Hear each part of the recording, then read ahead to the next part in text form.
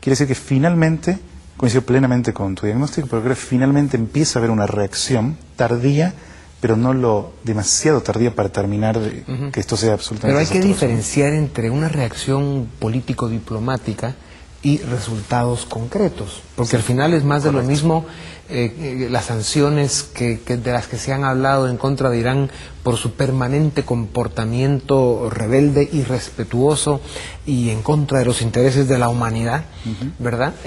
Lo mismo sucede ahora con actividad diplomática, incluso puede ser más peligroso porque da la impresión de que se está haciendo algo cuando realmente no sucede nada.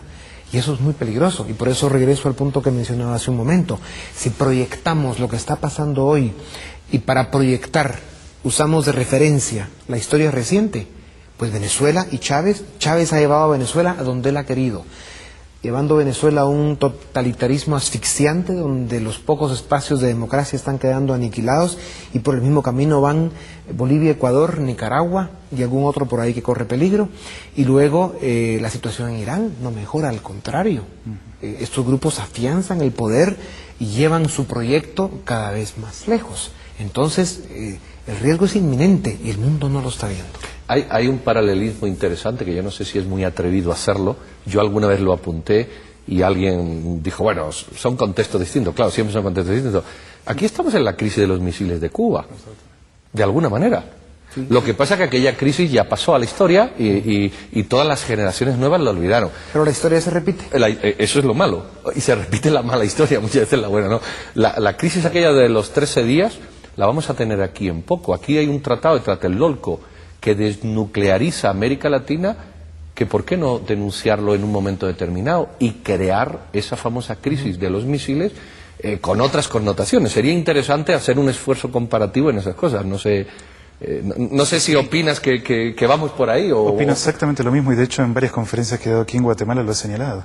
Porque realmente el precedente de Hugo Chávez de invitar a la Marina rusa por primera vez desde el fin de la Segunda Guerra Mundial al Mar del Caribe fue un recordatorio muy claro de otras potencialidades que hay. Y él ya anunció, como correctamente señalás, que desea un programa nuclear. En un momento llegó a decir, pronto nos van a acusar de construir la bomba, sonriente con su típica sonrisita caribeña. O sea que en este sentido aquí hay que distinguir al Hugo Chávez payaso del Hugo Chávez proyecto político, que lo tiene, es muy ambicioso y por el momento, como mencionabas antes, va avanzando. Entonces realmente es preocupante y hay un precedente histórico reciente que obviamente Irán intenta capitalizar, porque en este sentido Irán percibe que Estados Unidos tiene presencia en sus dos fronteras, está en Irak y en Afganistán, promoviendo democracia y estabilidad en su área de influencia. ¿Qué mejor que reciprocar a Estados Unidos en el patio trasero americano y poner presencia iraní en América Latina? ¿Qué es el objetivo realmente? Volvemos en un momento para seguir con Libre Encuentro América Latina, Irán.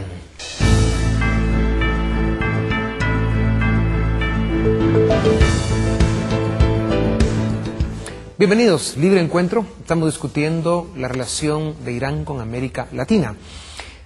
Propongo otro elemento para discusión, y es esa alianza perversa que se hace cada día más evidente entre los carteles de la droga, los grupos terroristas que están activos en Irán, en Colombia, la ETA de España, algunos grupos políticos de la vieja izquierda extremista, otros oportunistas mafiosos que también los hay, y al final todos van armando un conglomerado con el mismo objetivo, para el cual necesitan países en la más absoluta anarquía, sin ley, sin seguridad, sin democracia, con un, digamos, sistema de prensa o libertad de expresión medio aniquilado, y al final pues esto, ¿no? Naciones castradas, naciones asfixiadas, con pueblos de alguna manera intimidados. ¿Este no es un escenario muy dramático y pesimista, o realmente ustedes también lo consideran como algo que hay que empezar a analizar como posible? Bueno, es dramático, es pesimista, pero yo creo que es real. Son grupos que no están conectados necesariamente, el narcotráfico, el crimen organizado, las maras también, ¿verdad? Correcto. El terrorismo e incluso los intereses políticos de ciertos sectores, no necesariamente están conectados. Lo que sí tienen son intereses comunes y visiones de largo plazo que pueden ser concurrentes. Por ejemplo, el rechazo a la política norteamericana, el imperialismo. Bueno, ahí está el imperialismo y le atacan todos, ¿verdad? Como tú bien dices, el caos. El caos es interesante para todos. Y mientras cada uno guarde su espacio, nadie de alguna manera tropieza con el otro. Incluso a veces son espacios superpuestos, donde el narcotráfico juega, las maras juegan, mientras no, y a veces son utilizados. Por ejemplo, las maras o los pequeños delitos, pero en jóvenes, ¿verdad? Bueno, son un caldo de cultivo excelente, incluso la falta de educación o la poca educación y el extremismo político han sido en España caldo de cultivo para el terrorismo local, porque es gente más influenciable. Entonces, sin necesidad de unirlos a todos en un momento, sí es verdad que están en espacios superpuestos y hay objetivos concurrentes, y claro, cuando coincide eso es la debacle, porque no sabes por dónde te puede salir. No, totalmente. La vinculación del narco y el terrorismo y la criminalidad es histórica. Han encontrado un movimiento sinérgico que potencia uno al otro, uno por motivos ideológicos, otro por avaricia económica. Pero, por ejemplo, Hezbollah, ¿cómo financian parte? Hezbollah, el efecto económico que tiene esta perversa alianza es que terminan con la criminalización de la política, porque todos los recursos financieros que generan estos grupos, que son muy fuertes, que generan mucha plata, mucho dinero, terminan financiando candidaturas políticas a todos los niveles, incluso presidenciales. Y lo hemos visto una y otra vez en América Latina. Sí. Entonces, claro, se cierra el círculo y los países quedan semidestruidos o totalmente destruidos. Absolutamente. Hezbollah.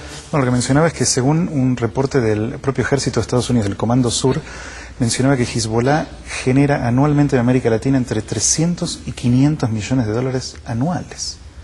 Todo en tareas ilegales, en la criminalidad.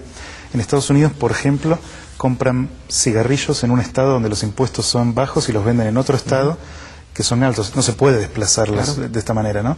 Y en general la Triple Frontera, una zona muy cercana, bueno, en la Argentina, Brasil y Paraguay, que ha sido señalada como una fuente de financiamiento incluso de la campaña de Fernando Lugo, donde hubo injerencia venezolana también. Y la comunidad chiita de esa Triple Frontera activamente... Hay otro elemento que acompleja más todavía este rompecabezas, licenciado, y es el deterioro en la relación Estados Unidos-Israel. ¿Cómo juega ese elemento en este rompecabezas del que estamos hablando? Sí, le agradezco la pregunta, es muy, muy pertinente. Israel, desde el ascenso de Barack Obama a la presidencia, ve con profunda preocupación el titubeo o la política de mantequilla que aquí señalaban en cuanto a Irán. Y desde el punto de vista de dos escuelas teóricas, pero que tienen implicancias prácticas muy severas, se habla de contención o de prevención.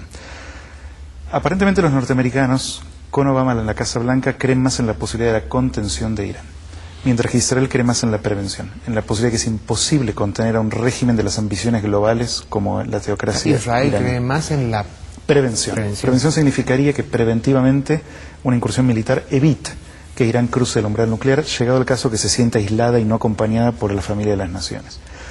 Estados Unidos comenzó con una iniciativa un poco titubeante en este tema, un diálogo, como Obama lo presentaba, como si los 7 años previos de diálogo de la Unión Europea no hubieran sido experiencia alguna en torno a su futilidad.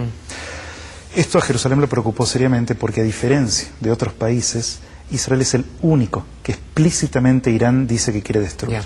Ahora, hay que también analizarlo desde otro ángulo, y es de que si bien es cierto que el presidente Barack Obama pueda llevar su propia noción de la realidad, del concierto de naciones, la relación de Estados Unidos con Israel y qué tipo de relación debe desarrollar con países como Irán y el resto de países del Medio Oriente, no hay que olvidarse que Estados Unidos como nación tiene una política muy consistente, permanente. O sea, hay políticas de Estado que trascienden los gobiernos. El grupo de asesores del Departamento de Estado, la CIA, que al final pues se llega a la Casa Blanca, toda esta información no hace variar mucho al final, en los momentos en que hay que tomar decisiones, no va a variar mucho cómo se comporte pues un presidente Obama o como lo fue el mismo presidente Bush. Entonces, esto indicaría que en el deterioro y el paso del tiempo de la relación de Israel con el resto del Medio Oriente, pues claro, hay un desgaste, un cansancio, que lo que va haciendo es demostrar que vamos entrando a callejones sin salida.